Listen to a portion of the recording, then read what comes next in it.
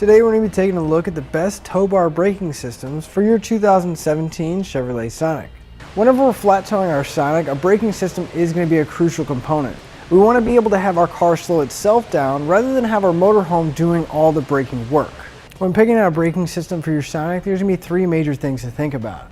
What kind of brakes are in your RV, either air or hydraulic brakes, as well as how comfortable you feel putting each component on your car. And also, how long are you going to be keeping your Sonic? So we'll take a look at some of the top braking systems and go over some of the features so you can find out which one's best for you.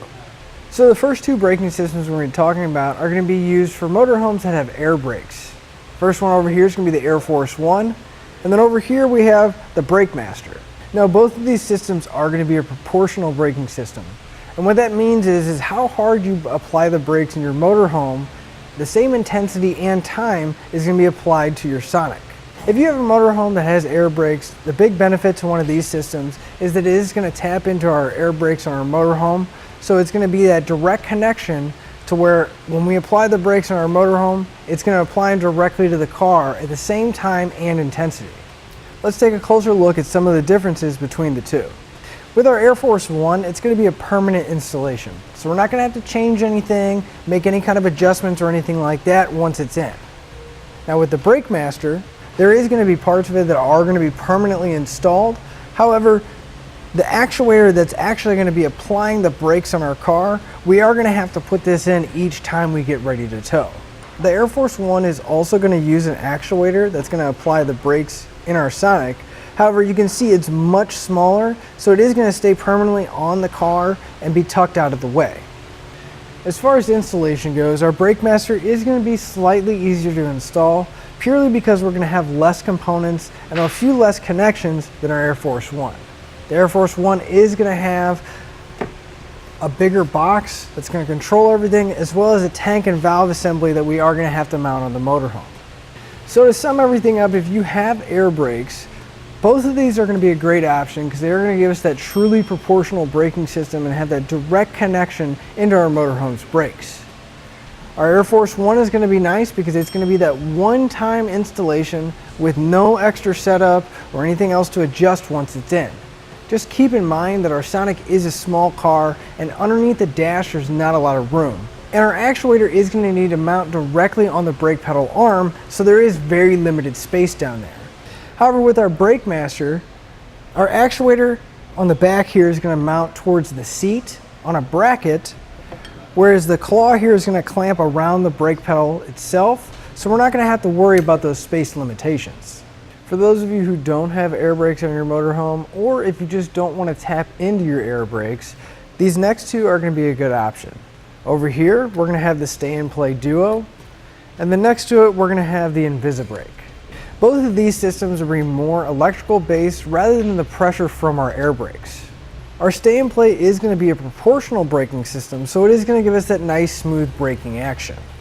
The way that's going to work is it's going to get the signal from our motorhome's brake lights coming on, as well as a sensor that's going to pick up on the deceleration of our vehicle.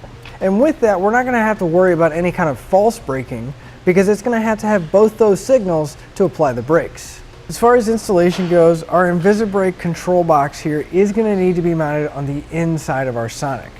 Also being able to adjust the pressure and read the gauge, so after it's installed we can make any adjustments as necessary. With our Stay and Play, we can mount the main unit here just about anywhere we see fit, including underneath the hood. The G-Force controller we are going to need to mount on the inside of the vehicle where we can still have access to the adjustment knob as well as the switch, and make sure it's in the direction of travel so that sensor works properly. Another big difference between our two kits is going to be the actuator. With our Stay and Play, it's going to have an actuator very similar to the Air Force One, but it's going to mount onto the brake pedal arm itself and use air to apply the brakes.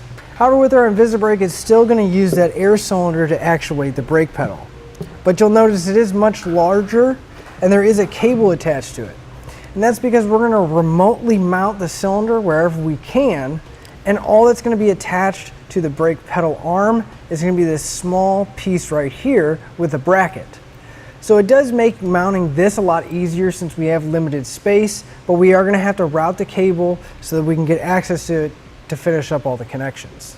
As far as the installation goes, one thing I do want to mention, with both the stay and play and the Invisibrake, you will need to have existing tow bar wiring on your Sonic.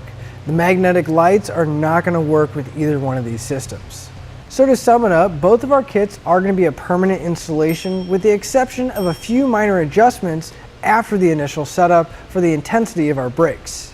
With our Invisibrake, we are going to gain a little bit with the installation because we're not going to have to worry about those space limitations, because we are going to remotely mount the actuator. However, in our experiences, mounting the pulley and getting the angle right on the cable can be a challenge sometimes. And with our stay and play, we are going to have to deal with the space limitations because of the permanently mounted actuator on the brake arm itself, but the connections are mainly going to be electrical, so it's just a lot of butt connectors and wiring to do. So for all the braking systems they've gone over are permanent installs, and they're going to be a great solution if you plan on keeping your Sonic for a long time. However, if you plan on trading it in, or if you have several vehicles that you tow behind your motorhome, a portable braking system is a good option as well. A portable braking system is going to be just that. It's going to be a portable unit that we're going to be able to take in and out of our vehicle and not have to worry about tampering with any wiring, vacuum systems, or doing anything to our motorhome itself. All of our portable braking systems are going to work relatively the same. We're still going to have that actuator that's going to be inside the box, as well as having this clamp that's going to go around the brake pedal itself.